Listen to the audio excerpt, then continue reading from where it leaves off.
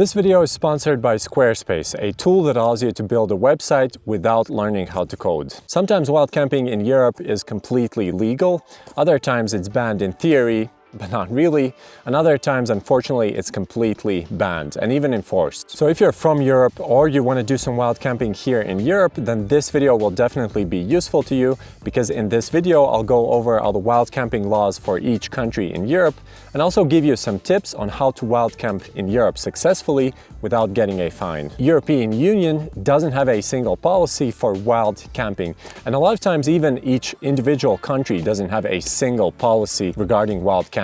Instead, the camping laws are often set by each municipality, region, or even a protected area or a national park. And also, a lot of times wild camping is bundled up together, even though parking your camper at the side of the street and building your tent in a remote area, which is what I'm talking about in this video, are not the same. I will only give you a rough overview of how wild camping works and is treated in each country. But if you're planning to do a trip to a specific region, then you should always do more research for that specific region, because the wild camping laws might be different there. And also, even though I did quite a bit of research for this video, I can make mistakes, so do not trust this information as you would the law, and always do your own research. If you're a big fan of wild camping, then the best place to go in Europe definitely is Scandinavia, because in Norway, Sweden and Finland, wild camping is allowed by their right to roam laws. The exact wild camping laws differ for each country individually,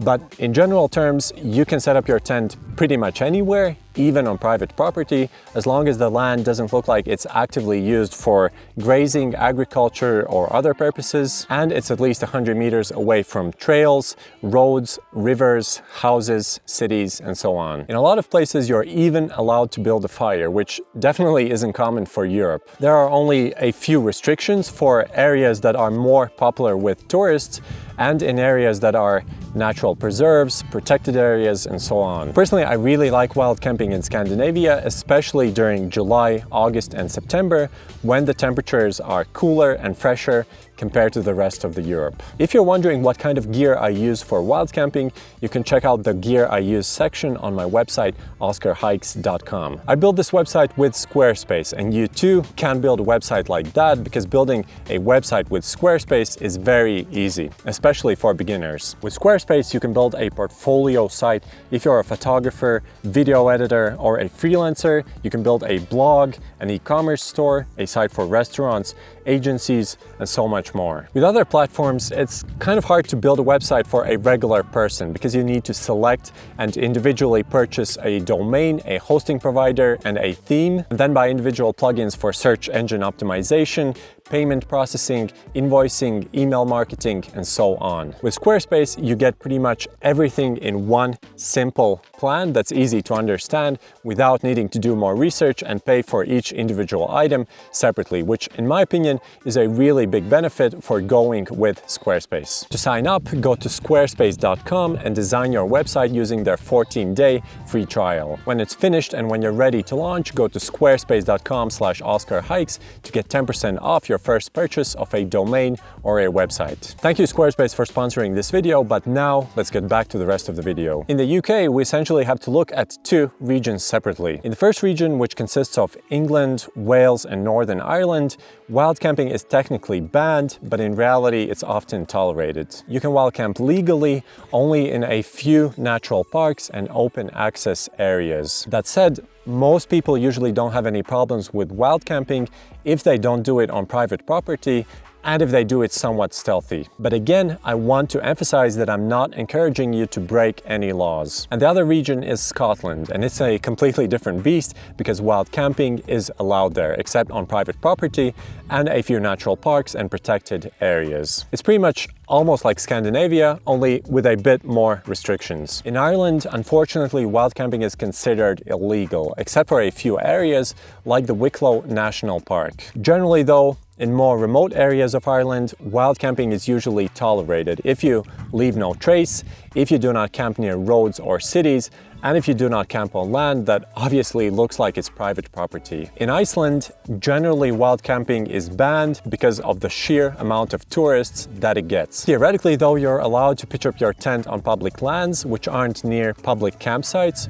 roads and cities, and if there aren't any additional regional restrictions. In practice though, most people say that finding a place that matches these criteria, which isn't in an open area with a lot of open wind, is near to impossible, so most of them just stick to staying in public campgrounds. In Italy, France and Spain, wild camping is usually tolerated, even though on paper, a lot of times it's considered illegal. They also have a specific term for wild camping in a tent, which is called biovac. In most areas, except for a few specific regions or national parks or protected areas, biovac is allowed. The exact term for biovac differs a bit between each country, but in general, you're doing a biovac if you're setting up your tent between 1 hour before sunset and 1 hour after sunrise.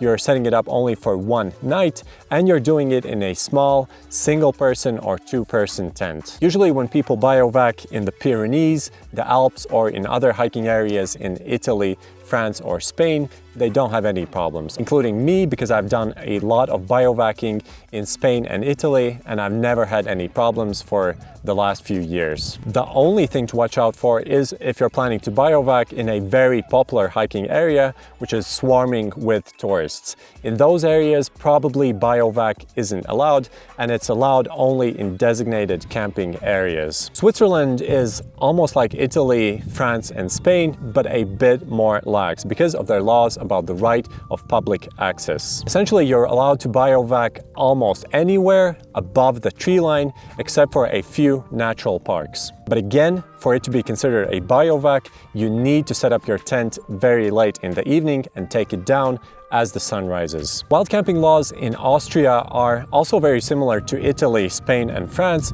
but a bit more strict, and they differ a bit more between each region. Biovac is usually allowed above the tree line, but not in natural parks, reserves, protected areas, and in some areas that are very popular with tourists. And if you're doing it in areas that are considered illegal, then you could be facing a very big fine if you do get caught. In Germany, Belgium, and the Netherlands, unfortunately, wild camping is prohibited by the law. It's also very actively enforced by park rangers, especially in very popular areas. Of course, the locals still sometimes do it, but only in a very stealthy way and only in somewhat remote areas. In these countries, honestly, it's just better to stick to public campgrounds to avoid getting those big fines. I know that a lot of people will complain because I didn't mention other countries, but unfortunately in this video I do not have the time to cover each and every country in Europe individually, because otherwise the video would be too long. However, I did some research on every country in Europe, and I made a map of some sorts which you can use as a reference for understanding whether wild camping is allowed, somewhat allowed, or completely prohibited in each country. But now let's go over 10 wild camping tips for wild camping in Europe that I've gathered over the years from wild camping in Norway, Sweden, Finland, the Baltics, Spain, France, and Italy. Tip number 1 is to use a very small tent, ideally a single person tent. But honestly, it's also fine if you go with a 2-person tent. This will allow you to build your tent in slightly tighter spaces, maybe between a few bushes which aren't visible from a distance. And that is really good if you aren't sure whether wild camping is allowed in this specific region. Tip number 2 is to use a tent in green, brown, or gray color, and avoid tents that are made with bright colors, because those are incredibly visible from a distance. When hiking, start looking for a potential campsite at least 2 hours before the sunset. And when you find one, do not set up your tent immediately, and instead cook your dinner first and wait until the sun is starting to set. If you do this in a very remote area, especially up in higher altitudes, then the chances of you encountering someone, except for maybe other people who are wild camping, are pretty much close to zero. Hiking solo or only with your partner means that you'll be be making less noise in the evening and in the morning, the times when you're most likely to get caught, that you'll be able to select better campsites and that the campsites will be more hidden away from a distance. So depending on where I'm wild camping and the local laws, ideally I want to wild camp solo or not in a group that's bigger than 2 or 3 people. When looking for a potential campsite, make sure that it isn't easily visible from the trail that you're hiking. Also make sure that it isn't visible from other points of interest where other hikers might come early in the morning, or near fields where the farmers might come early in the morning to graze their animals. You should ideally set it up somewhere where it's hidden between some trees or some bushes, or you could also set it up right at the edge of the field where the tree starts, because from a distance it won't be that visible. However, I would avoid setting it up under beech trees, which are very common in Central Europe because they have very long and brittle branches that fall off very easily and they could fall on your tent. Unless you're wild camping in Scandinavia, I would avoid setting up a fire because usually in Europe they're prohibited, and also they offer a very good way of attracting unwanted attention. I would also recommend getting a headlamp with multiple brightness settings and also a red light setting. That's because red light is much